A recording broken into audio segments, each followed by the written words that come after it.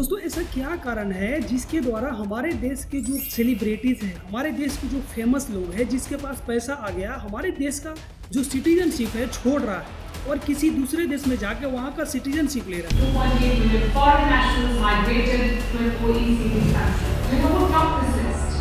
Indians. जो middle class है, जो मिडिल क्लास पीपल है, टैक्स पेयर है ना, वो चैरिटी कर रहा है, उसको कोई बेनिफिट नहीं मिलता। Yes, open their hands. They are giving more support.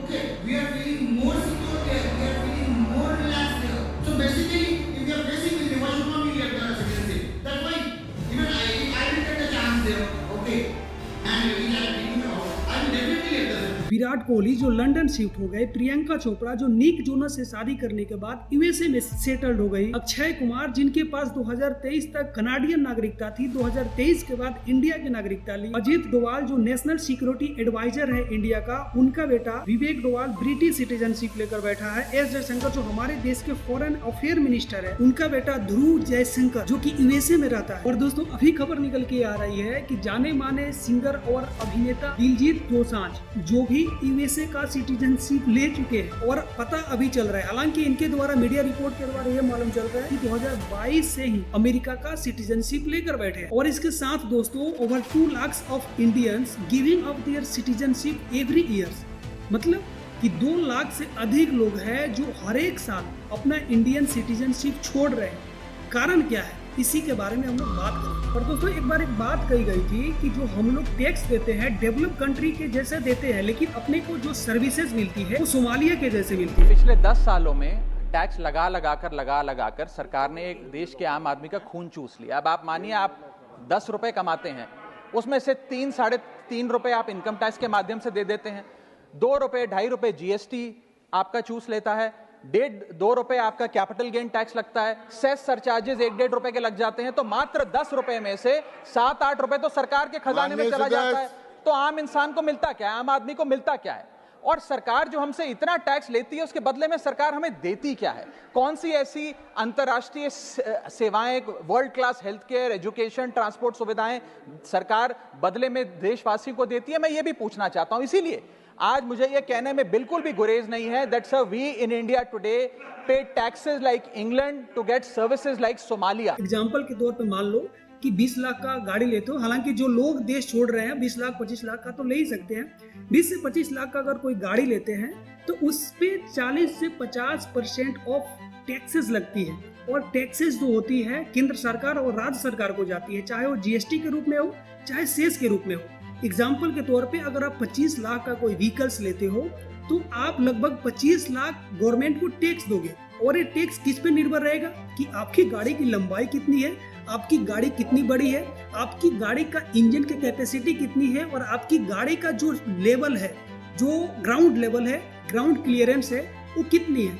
ये सारा चीज इस पे डिपेंड करता है। और दोस्तों जब इससे बचोगे तो हमारे देश का जो गंदी पॉलिटिक्स है जो हमेशा हिंदू और मुस्लिम पे टिका रहता है, तो आप सोच सकते हो कि जिस देश में आप इतना बड़ा टैक्स देते हो, इस देश में एक पॉलिटिशियन से क्या उम्मीद रखते हो कि हमारे देश का जो विधेयक है, हमारे देश का जो नियम कानून है वो कैसी होनी चाहिए, अपने को मिलने वाला जो सर्विसेज और फैसिलिटीज है वो कैसी होनी चाहिए। लेकिन हमारे देश का लीडर क्या है, हिंदू मुस्लिम, देख सकते हो। मुसलमान बुरे हैं, घुसपैठिया घुस गया है, पाकिस्तान से ये हो गया है, सीधे इस्लामाबाद पर काउंटर अटैक कर दिया। औरंगजेब पर बहस क्यों न हो, पाकिस्तान जिहाद करना चाहता है। इकोसिस्टम ने आप लोगों को डरा करके रखा हुआ है और आप लोग बुज़दिल की तरह डरे हुए हो। टेलीविजन चैनल सांप्रदायिकता बढ़ा रहे हैं, मुस्लिम समुदाय को सुअर से कंपेयर किया है, रैट्स से कंपेयर किया। लेकिन अगर दोस्तों आप इस सारी चीजों से सरवाइव कर गए तो सांस कहाँ लोगे? हमारे देश का इन्वायरमेंट जो है किस तरह से, चलो इसके बारे में भी बात कर लेते हैं।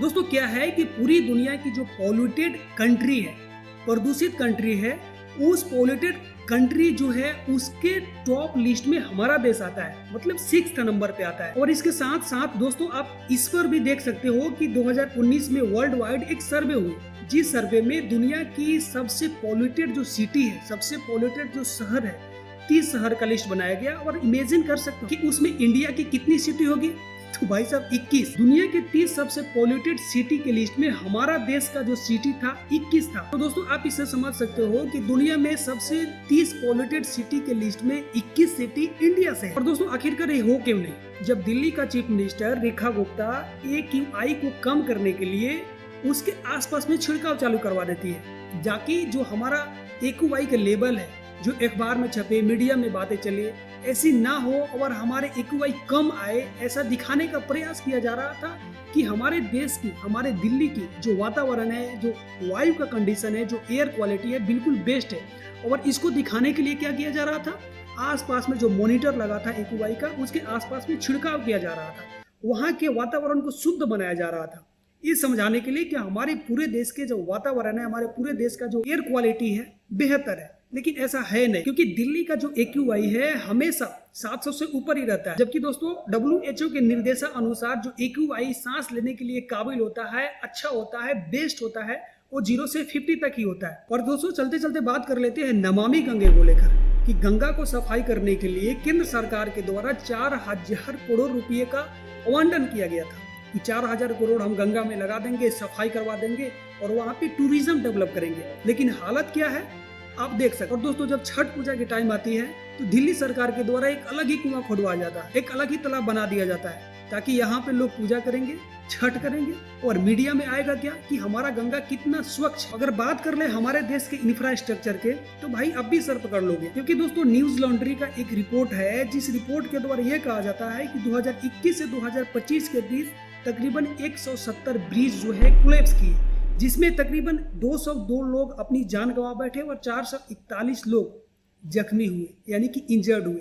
तो क्या आप बताओ कि आप चाहोगे, जबकि आपके पास सारी सुविधा हो, कि किसी दूसरे देश का सिटीजनशिप ले सकते हो, किसी दूसरे देश में जा सकते हो, अपनी क्वालिटी ऑफ लाइफ को बेहतर बना सकते हो, लेकिन फिर भी आप इस देश में सिर्फ इसलिए रहोगे कि हमारे देश की गंदी पॉलिटिक्स, हमारे देश की गंदी इन्वायरमेंट, हमारे देश का इंफ्रास्ट्रक्चर कोलैप्स, पता नहीं कब जाओगे और कब भी आप निपट जाओ। फिर दोस्तों बात कर ले हॉस्पिटल की, तो हॉस्पिटल में डॉक्टर से ज्यादा कुत्ते रहते हैं, डॉक्टर से ज्यादा चूहे घूमते हैं, और डॉक्टर और पेशेंट का रेशियो जब देखा जाए तो पेपर पे तो अच्छा लगता है, लेकिन बात कर ले ग्राउंड की, तो ग्राउंड का सिचुएशन आप देख सकते हो। और करप्शन और क्राइम, ये तो भाई अपरंपार है कि एक नेता करप्शन करने के बाद जिसके ऊपर चार्जशीट होती है, जांच होती है, अलग अलग एजेंसियों के द्वारा चार्जशीट सौंपा जाता है, लेकिन वही लीडर अपना पार्टी चेंज करता है और पार्टी चेंज करने के बाद पता नहीं कि चार्जशीट कहाँ जाता है, जो एजेंसियां जांच करती है वो कहाँ चली जाती है और बिल्कुल क्लीन हो जाता है। और दोस्तों क्या आप एक बात जानते हो कि हमारे देश में 2024 के दौरान 59 लाख FIR दर्ज हुई, और इस बात से अचंभित मत होना कि केवल FIR दायर हुई, ये FIR कोऑक्सिनल क्राइम के लिए हुई।